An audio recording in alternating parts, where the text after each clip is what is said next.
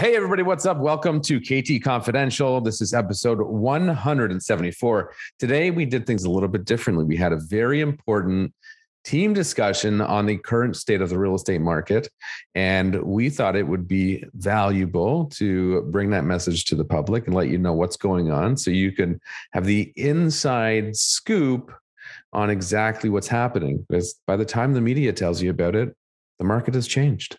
Hope you enjoy.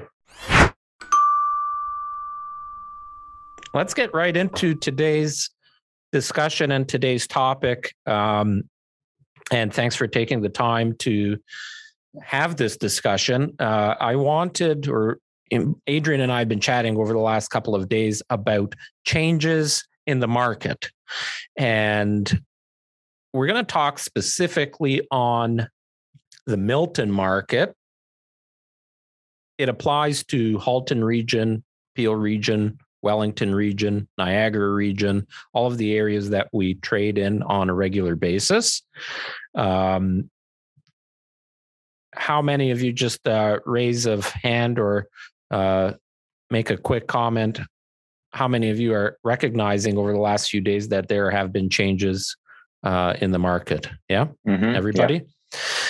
So that's what we want to chat about today. So I've made a few point form notes. I've had a lot of discussions in the last few days with clients and some of you, and I wanted to just give you my insight based on my experience, not only over the last 10 years in the business, but my experience recently in the last week or two, working hands-on with quite a few buyers and sellers. I've also had the discussion with a lot of realtors from other areas outside of our trade area. So roundtable discussion today. Okay. I'll go through my stuff. Adrian, you can chime in to whatever I comment on, and then we'll open it up to the rest of you guys to ask us questions, but also give us what you're seeing, your experience, and the feedback that we're getting from the general public, from our clients, from people you're talking to on a day-to-day basis. So the first thing I wanted to talk about is kind of backtracking to December of 2021 is when we saw a lot of the inventory prior to the Christmas holiday season start to deplete, right? We saw that not enough homes were coming on the market. Not a lot of people want to market their home during Christmas time, New Year's. They think there's less buyers out in the market, so they hold off. And what we saw in January and February, especially, is a very low supply of inventory, right? And that was right across the board. So naturally, and this happens on a regular basis, we have peaks and valleys throughout the year that occur. And those peaks and valleys, as much as we'd love to say we have that crystal ball, we don't know the exact timing of when these are going to transpire. And sometimes the quote unquote spring market, whatever that means, could start early, it could start late, or there could never be a proper definition of what actually is a spring market. So what we saw in January and February with low inventory is that there was a significant buyer demand for purchasing a home, whether it was because of the low interest rates and the discussion of rates increasing, which they did a couple of weeks ago. Just the demand that COVID has created, people needing different type of home, needing a home office, needing to relocate, wanting more backyard. Now they're working from home. And, those are things we talked about over the last 2 years. And that's why there's been a lot of real estate transactions. But when there's a low inventory and high demand, it naturally creates a seller's market. And what we saw was there were 5, 10, 15 plus buyers for just one specific listing.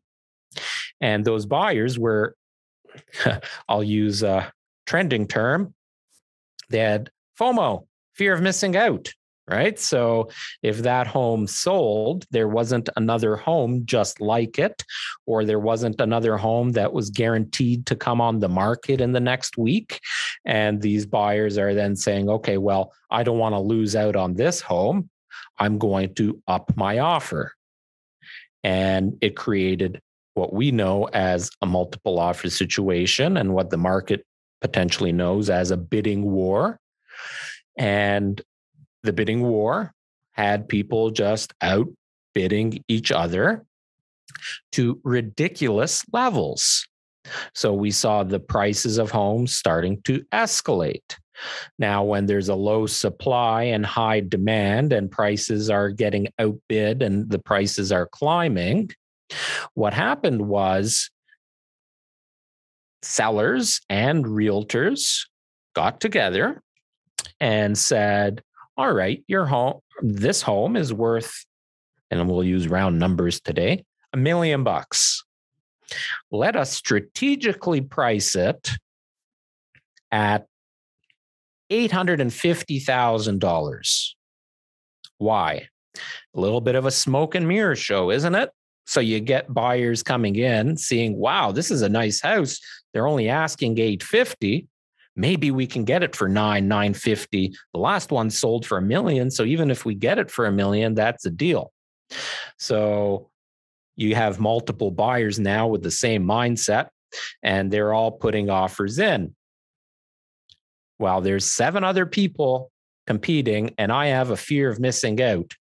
I know that if this home sells today for more than $1 million, which is likely, the next home that replaces it is going to sell more than that home.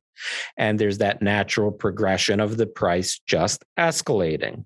And that's what we've seen over the last, over January and February specifically. And over that period of time, the prices, depending on what type of home and where it's located, increased somewhere in the vicinity of anywhere from 4 to 10%. So now, end of February, beginning of March comes around, Bank of Canada increases the overnight rate by 0.5%. Now, if you listen to past podcasts of ours, recent to ones, 0.5%. Correct. So if you listen to the past podcast, we talked a little bit about what this increase on the rate will have in the marketplace. And Adrian and I both agreed that it's probably going to heat up the buyer market, right? There's going to be more buyers now saying, oh, I better get in now before the rate goes up even further. My rate is still attractive. I've locked in a pre-approval. So my rate is still lower. And now I have that 60, 90-day window to buy something. I had that discussion with someone 2 days ago. They're okay, we have until this day to buy it because then our pre-approval expires. So they're under pressure. Yeah. So here's what's happened. In January and February, there were a lot of buyers going out into the market to buy a home because they felt the prices were going to continue to go up, which over the year they will. And they've gone up substantially over that past kind of 6-month period of time. So they're saying, well, we've been talking about upgrading the house. The prices just keep going up. We've got to buy something now. So we have people that own a home currently that went out and bought another home over December, January, February. Then we have people that were waiting to sell their home in the spring market. Right? How many sellers we've talked to over the years that say, oh no, we want to sell in the spring market, right? Then we have sellers that have purchased a new construction home. A lot of the new construction was delayed last year and the year before, and we have an abundance of new homes that are closing now between March and June. So we've got those people in the market. And then we've got the sellers that want to cash out, whether they're investors or people saying, I'm moving to Halifax because I can buy half of the province for the price of my townhouse in Milton, or they're just pushing outward. They're going to Niagara and whatever. They're cashing out. So now you've got all of these different types of sellers that decided magically in the last 2 weeks that we're going to sell our home. What did that do? It created an influx of inventory almost overnight. So in Milton, as an example, where we were only seeing 1 or 2 detached homes going on the market on a daily basis in January and February, all of a sudden, end of February, beginning of March, we started seeing 20 detached homes, 15 detached homes, and all of a sudden the market became oversaturated. You guys all saw that, I'm sure, right? So now what's happening is you have those sellers or those listings where the price was below quote unquote market value, right? And I'll preface that by saying market value is only what somebody's willing to pay for the house, which is a variable. It's not a constant. So take that $1 million home. It's listed for $850. When that was the only home available and nothing to replace it, people would have easily paid 1.1 just to get their hands on it. As of right now, that $1 million home listed for $850 might have 5 to 10 competing properties that are all using the same kind of strategy, because nothing from a strategy standpoint, we're starting to see the turn, but nothing from the strategy standpoint changed. So now you've got 10 homes that are worth $1 million that are all listed between $800,000 and $900,000. And those now 5, 10, 15 buyers, instead of having 1 or 2 options, they now have 10. So what's happening now, in my belief, is that buyers are taking a little bit more control of the situation, and we're starting to see a little bit more of a balance. That's why we've seen over the last couple of weeks homes that don't sell on offer night or don't have any offers on offer night, and now they have to either reposition themselves strategically by price or by offer strategy. The other thing that and this is just me from noticing what the buyer market is doing, as a real estate market, buyers have been conditioned to now expect, and it's going to change. It already is changing. But over that period of time, December through end of February, buyers were conditioned to understand that the price that they see is likely $100,000, $200,000, $300,000 less than what the home is actually going to sell for. So there's this artificial market that was created that is now getting an inventory surplus, and nobody knows what the hell is going on. Right? A lot of realtors that don't sell into a specific market might not have their pulse on the market to know intimately how to navigate that.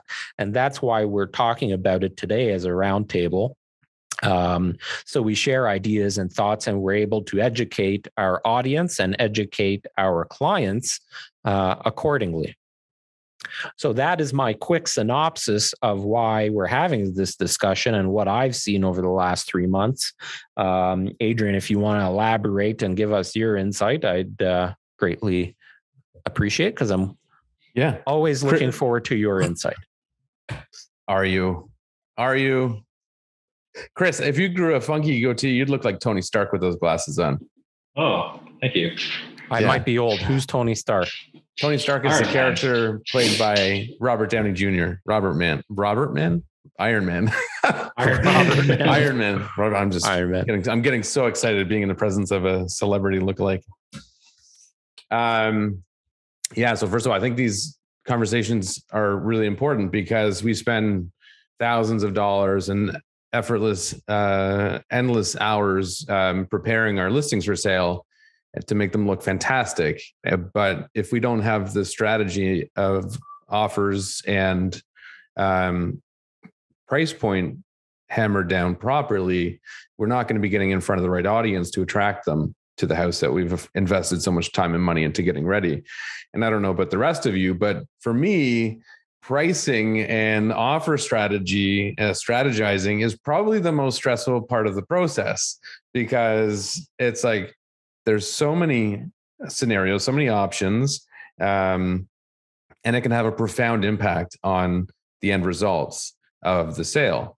So when we're in times like now, when we're transitioning from a market where the list price was a bit less relevant, because it could just be an arbitrary number.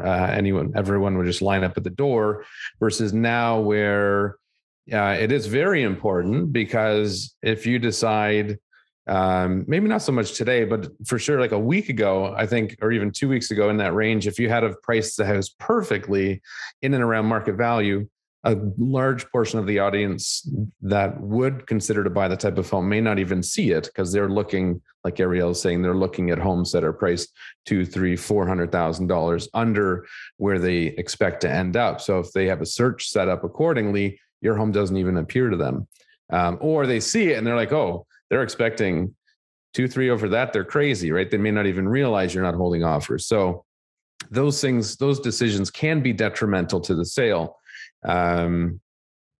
So it's important to kind of keep an eye, and I'd love to hear everybody's feedback, not only on what's happening in Milton, but I know some of you are out in other areas, Toronto, Cambridge, Hamilton, Niagara. Be nice to hear from you. I've also been chatting with real estate agents that are not on our team that have active listings. I've recently did a listing presentation for a couple who own a townhouse in Milton, and the identical model was for sale a couple streets over. And I reached out to that realtor a couple days after offer night. This was actually this past Monday. And he said, oh, we didn't sell. We suspended it. And by all accounts, a week earlier, I'm sure they would have sold for over asking. And the general consensus I'm getting from people I'm speaking with outside of our team as well is that showings are down. So pricing is becoming more important by the day. And then what happens in that scenario is that there is what I call downward pressure, right? So there's not necessarily a devaluing of the home, because I believe there will be a rebound from what is happening. Again, those peaks and valleys. And right now we're going into a downward pressure. And what the important thing is for sellers and for agents representing those sellers is to understand what is happening today in the market and to get ahead of the market. So if you believe that there is downward pressure and potentially the home is going to be worth 2, 3, 5, 10% less in the coming weeks, then you want to get ahead of that. So if there is a competing home and that home is at $1 million, you might now price your home a little bit more aggressively if you're in a position where you have to sell. And you're going to see a little bit more negotiation happening where the buyers do have a little bit more control.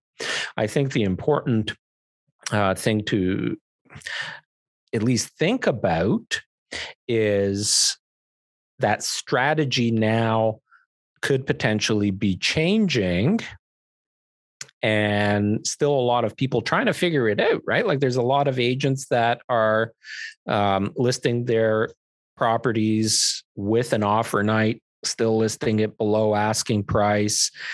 But all of a sudden, we're starting to see homes that are listed at what I call the buy it now price, right? So they're not being greedy. They're not trying to add get that button to our website. Buy it now. Yeah. Go the eBay model. So you have the two options. It's something we've talked about. So, in that case, now you've got one home that's worth $1 million and they set a buy it now price of $1,029,000, and the same house that has a totally different strategy that's listed for $850,000. So the buyers are going to be, their heads are going to be a little bit scrambled. They're like, what do we do now? And I think what's going to happen, and we're going to see that happen this week, is they're just going to hold still. I actually had that conversation with buyers of mine that have a home to sell. And I told them, you know what? Just wait a week and let's see what's starting to occur with all of the listings that are currently on the market. And why I did that was because you want to be very cognizant. If you go out and you buy a home today, based on you selling your home for X amount of dollars, nobody's guaranteeing that X, right? So if you go out and you buy a house today and it's 2 weeks before your home gets on the market, what has transpired in that 2 weeks that could potentially affect the value of your property? When we're in an upward push, that's fine. Your home might be worth $10,000 more than the conversation we had 2 weeks ago. But when there is downward pressure, there is a possibility your home could be worth $10,000 less than the conversation we had 2 weeks ago. So, the real estate market is not much different than the stock market. And for those of you that buy stocks, sometimes you buy them low and sell them high. Sometimes you buy them low and sell them lower. Sometimes you make 5% on your money and you're happy. Sometimes when you double your money, you cash out. It's no different. And it's timing the market and understanding how to time the market. That's extremely, extremely important. So let's throw it out to the team and hear. I'd like to hear what you guys are experiencing. Well, I think the key phrase you guys have been using, both you guys said, is to have a strategic plan going into both buying and selling. But I mean, we're seeing, I'm just pulling up the quick stats here. I mean, the last 7 days, there's been over 40 homes in Halton that have been repriced either upwards or downwards. So, which was unheard of 2 weeks ago, right? Yeah. If you backtrack into February, I mean, that would have every home that was being listed sold. So I think a couple of things happened is, to your point, there's more homes out there. I think there's definitely a little bit of seller greed kind of set in. They're not doing direct comparisons on homes. And people rushed. I think there was a bunch of homes you saw that were rushed to market to try and capitalize on that upward trend that everyone saw. And it's pretty obvious when you see an influx of investors trying to cash out. So a lot of homes that are being tenanted, not staged properly, not photographed properly, certainly affecting homes that are properly presented as well. I think what Ariel said about FOMO with buyers previously, it has transferred to sellers. It's like sellers are seeing their neighbors sell for big bucks and now they're in fear of missing out in their listing, and sometimes shortcutting the process, adding more. It's like a self-fulfilling prophecy. It's like, oh my God, I want to sell before the market crashes, but they don't actually realize they're causing prices to change. For those of you that followed the Brassard Rental, and I talked to some of you about that. When we started the renovation on that property, the beginning of December, so we owned, for those of you that didn't follow our Brassard Rental, we had a townhome here in Milton. Adrian and I purchased it 2.5 years ago. It was tenanted because of the lack of supply in the market and our ambitions of doing something else with that money, business related. We decided to sell it when our tenant provided us notice.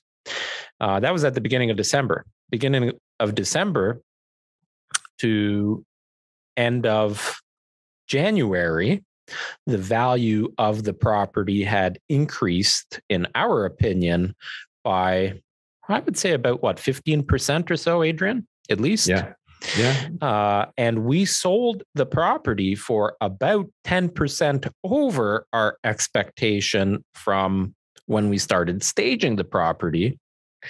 And that swing was a huge swing that we wouldn't have expected.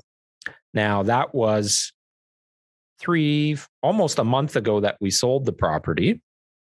And in that time, a whole lot more inventory, a bunch more townhomes have come on the market, and larger, newer homes have sold for less money than what we got for that property. So the inventory clearly was having a factor on the townhome market.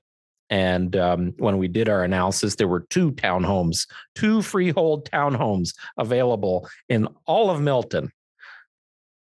No surprise that the prices were shooting up. As of a couple of days ago, there were almost 30 freehold townhomes in Milton. What else you guys got to say? Steve C, Steve B, Vish, and Robin round out the crew today. I took a couple notes. Nothing outside of what hasn't been said, but there's one thing that I've noticed as well, and I noticed this last year, is buyer fatigue. If you're working with buyers and $150,000, $200,000 and you continue to get beat up, there comes a point where, and I've seen this with clients that I've had, you just catch your breath, okay, and you get tired of being beaten up. The other point that I made, and I think this is short term, all of these little things are short term, which makes it very challenging right now because we are in a transition. But the psychology behind the rate increase, let's be honest, 0.25 is not a huge rate increase, but it's the start of something that's going to come that we've been anticipating for a while. So I think what people have done is they run to their bank, they run to their broker, they run to everything. Oh my gosh, can I still afford a home? Once they're assured, once they're given a hug, I think we're going to see these people jump back in. And then the point that's also been raised is this influx of inventory where people say, oh my goodness, my neighbor sold for this. Well, my floors are nicer than that, so I can get $100,000 more. So you've got all of these things. Must be nice floors. I was just going to say, what are those floors made of? All of a sudden you've got these three items that are creating such a difference so quickly. So we've got this transition occurring. And I fully agree with the point. 2, 3, 4 weeks from now, I think it'll be a lot easier to make decisions. But right now, it's just so challenging because we're in a transition. Who knows what's going to happen, right? Yeah, I would have to agree. Yes, Steve I agree. I agree with you guys and what you said and everything else. And what I was seeing recently is I had some buyers buy a home in Brampton just recently, 2 weeks ago. And prior to that, when we were looking at stuff, the prices were just escalating. And this particular home, they wanted to wait for offer night. So they did the strategy, list a little bit lower, hold off on offers, and that's it. They're not going to take any offers until then. So lo and behold, offer night comes. They've got like 1 or 2 offers, not the 30 that they were expecting, and definitely not in the price range what they were expecting.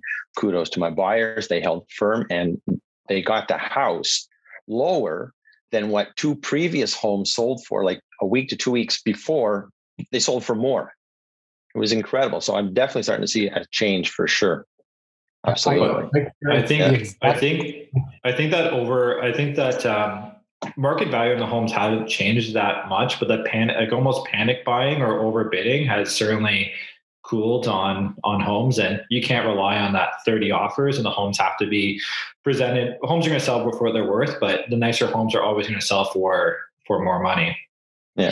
And what else? I'm sorry to interrupt. And what else I'm seeing is, I don't know if you guys are noticing, but when we're showing homes, what you would get an automatic update like a day before or the day of offer night, like all these updates saying these are what's going to happen, how the offer is going to be held. And nobody was calling you to see, are you coming with an offer? Do you have any questions? Yada, yada, yada. Like we do, we follow up.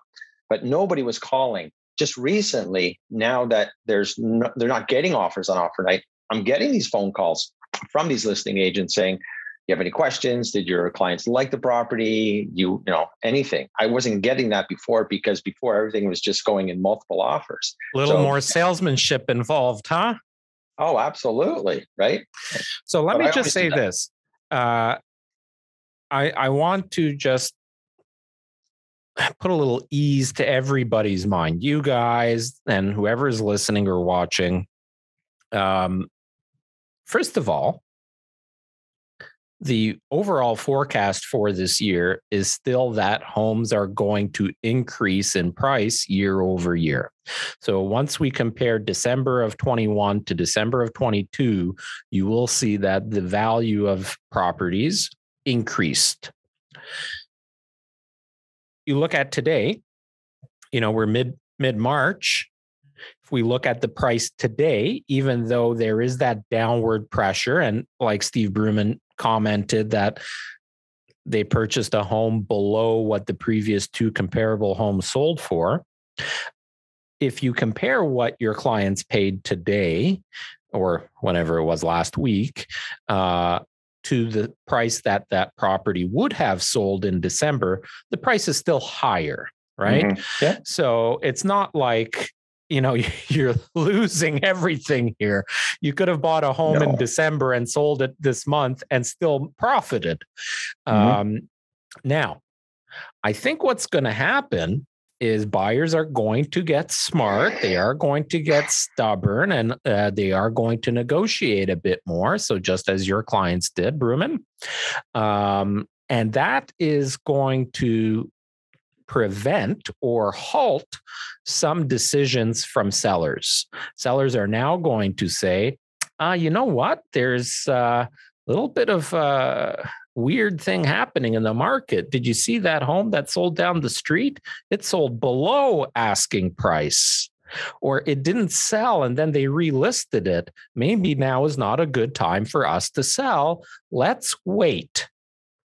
So, as funny as this market is, mark my words, you're now going to see the inventory that has accumulated in the last 2 weeks. It's still going to accumulate over the next week or two. But the buyer audience that is out there that have their pre-approvals or that are able to negotiate a deal and willing to negotiate a deal, they are going to start to dry up that inventory. It's going to take a bit of time. How much time? I don't know. But that inventory that's depleting will not be replaced at the same rate. So once again, there will be a point in the not very distant future that the inventory will be low again, mm-hmm. and then that same cycle will happen. So if you're a buyer, I'm throwing the caution to the wind that you better be ready to buy. Mm-hmm. I mean, get your financial house in order, like in the next day. That means having that full pre-approval. So you have that purchasing power, get your deposit money lined up, and be prepared to buy a home today or tomorrow, because there will be buying opportunities out there. There will be sellers that will be desperate and willing to negotiate. And then if you're a seller, maybe now is not the time to pull the trigger. You got to have that strategic conversation like Chris was mentioning, because there is still a marketplace for unique, nice, well-presented homes in good areas. But maybe you're just sitting on the sidelines a little bit. The key is your home has to be ready to go at any given moment. So if your basement needs to be painted, if furniture needs to be moved out, if there's maintenance items to be addressed, you need to be able to hand over the key to your realtor and turn around that listing within a few days, to capitalize on what that market is doing at that moment. Those are the messages I think that are abundantly important to have with any clients in the current state of the market. Great point, Ariel. I will say, I always tell to my clients that, you cannot time the market. If you're buying the property just for 2 months, 3 months, or like a year, think about these things. But because you're buying to live over there over 4 or 5 years, it's not going to matter. You remember 2016, 2017, when people, properties were not appreciating and people say we bought it too expensive. Those same people are laughing today because their properties got 700 to 800,000 more. So I think the timing the market, it's short interval, everybody get panicked, and especially those people who don't know the real estate market, but they read the news and they say, you know what, world is going to end. Now the Third World War.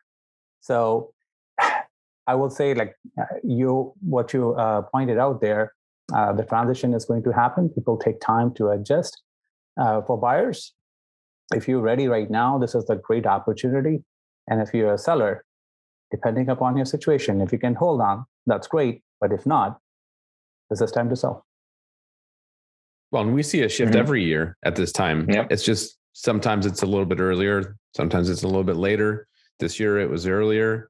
Usually we see an influx of inventory, I would say, more consistently after the March break. One thing that's going to be interesting this year that's unique to, we haven't had it for a couple of years, is now COVID restrictions are lifting. And taking the words out of my mouth. That was the next thing I was going to talk about. I have clients that shortly after the passport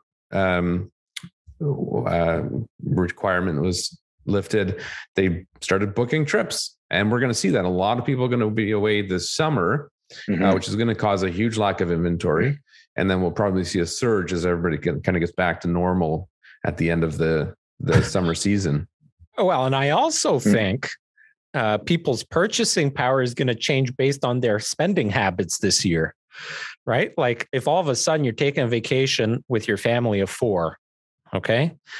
You go away for a week to a resort somewhere south and you're like, we deserve it after the last 2 years. We're going on vacation, honey. You got 10 grand to spend on that vacation because that's what it's going to cost you. Now, does that take away from your deposit that you were going to use to purchase a home? The other thing is people are now going to start going to concerts. I can't wait to go to a concert and have a great night out, go and have a nice dinner, go with some friends. And, people are going to go out to bars and clubs, go to Maple Leaf and Blue Jays games. And well, maybe not Blue Jays yet, but Raptors, I don't know. So there's going to be activities, Canada's Wonderland, like all of these things. So it's not only going to take away people's financial means potentially, but also their time, right? They're not going to have the time. They rented a cottage through Airbnb. They called Steve C and said, hey, is your cottage available next weekend? We'd love to rent it. Little plug for you there. We should start pushing really hard on first-time home buyers because perhaps next year we'll see a big surge in babies. Well, people are allowed to get out and actually start interacting again. Right. We talked a few days ago and potentially regurgitating some of our content that is still very relevant today. And one of those topics was, should you forego your wedding and use that money, if you're a first-time home buyer, new couple, should you forego the wedding? Don't spend the $100 grand on your wedding and use that as a down payment. Now would be a good time to do that, but there haven't been too many weddings over the last 2 years. I haven't gotten invited to one. I guarantee you I'm going to get 5 invites later this year. So now people are going to start spending their money on weddings and parties and having barbecues and family over and, driving somewhere to go and visit family that's out of province, whatever. So those are things that are going to potentially affect the market. So you have to be aware. Don't forget people going back to work with $2 in gas right now. And they I think John Tory was saying that people should come back, and people have started going back. Companies are calling them come back to work. So that's going to impact as well. Really interesting you said those 2 points, Vish, because it cost me $160 to fill up my vehicle yesterday. And, I've been toying with the idea of selling the cottage. Well, now, it's a tank of gas for me to go and come back to the cottage. So when we bought the property, it would cost me $75, $80. It's now double. And I make that trip 4 times a month during the peak season from May to October. So now my fuel back and forth to the cottage every month is over $600 that I'm going to spend there. So that changes my spending power. And on the topic of people going back to work, over the last 2 years, we've all done deals of, we've done transactions where the buyer says, oh, I don't need to live in downtown Toronto anymore. So instead of renting, I'm going to buy a townhome in Guelph. We've done a lot of those kind of transactions, all of us. I wonder if it's now going to revert. And we've seen that already when people have moved further out and away from work, and it's like, oh, a half-hour drive's not a big deal. And then they actually do it for a year. That half hour that Google says doesn't account for, 45 or 60 minutes in traffic, and then extra wear and tear on their vehicle. So now they have to buy a new car every 3 or 4 years instead of 5, 6, or 7. And the extra gas cost now. And they're missing, can't get home to see their kids' activities. So I think that would be I think we're going to see that people realizing what they had before. And even if you factor in the rate increase of 0.25, I have a number in front of me. It's like on a $700,000 mortgage, that increases your rate or payment about $80. So I think people are spending more money on gas than they would be on this rate increase. And once people get the head around, it's still it's still cheap money historically. Where do you want to live, and prioritize that? And if you can afford it, live where it makes sense for you, not where you think the best value is or the deal or whatever else. Yeah. I don't know that any of these things will have a profound impact, because there's always two sides to the equation. So there's also the other group of people who have been sitting tight, waiting for things to get back to normal, so they know what their new work life will actually look like once the organization they work for decides, okay, you can stay at home and work permanently now, coming out of COVID, or now it's going to be 2 days a week. I see a lot of that, 2-3 days a week instead of having the full 5 days a week, a balance of what they've experienced in the last couple of years. But now that they have that definitive answer, you're going to have some people that are more comfortable making a decision to whether or not they want to move. Well, the other thing is on that topic is a lot of people are refusing to going back to work because they can't afford it, and they're getting their job somewhere else. Job market was pretty hot. You can't find people, in all trades. It's not only the high-paying jobs, but also looking to the low-paying jobs as well. So I think that's going to impact as well, depending upon its transition. It's still changing, it's still settling, but I think not 100% people going to go back. So people who are out there who purchase the property in suburb don't need to be panic or worry and start selling your house. Okay, that's what I want to say. It's still going to be, on the balance. It's not going to be 100% people going back was prior to COVID. But I also think there's a whole bunch of, and I mean, just listening to all the points that have been brought up, which have been excellent, but there's a whole bunch of what the heck's going on right now? Because I mean, not just real estate, you've got global economy, you've got local economies, you've got so many different factors. And there's some people that are just going to thrive under that and take advantage of potential opportunities. But then there's other people that are just going to sit and wait until things stabilize, even for a month, 2 months, 3 months. So I think it's a really strange time right now. And I think the best that we can do to mitigate that is just keep our ears to the ground, talk to colleagues, talk to others, and make sure that we're having these conversations, tough or otherwise, with our clients. Well, it's important to have these conversations because when the media starts talking about it, it'll be a month from now, and that will have already come to pass. And the market at that time, when they're telling everybody what's happening, will be completely different. So it's very different coming from somebody who's on the streets grinding every day and getting firsthand experience and conversation from buyers and sellers. That's a huge point is media and what they lead people to believe. And I think it's just important to have objective discussions versus the subjective ones that are going to have more people tune in. I think that's a great point. Well, and the other part to that is literally the market is changing on a daily basis. A daily basis. I was shocked. I can't and won't disclose what addresses or what types of properties.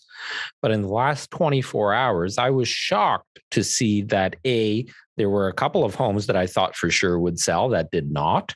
And B, there were a couple of homes that sold below what I expected even for it to sell in the current market.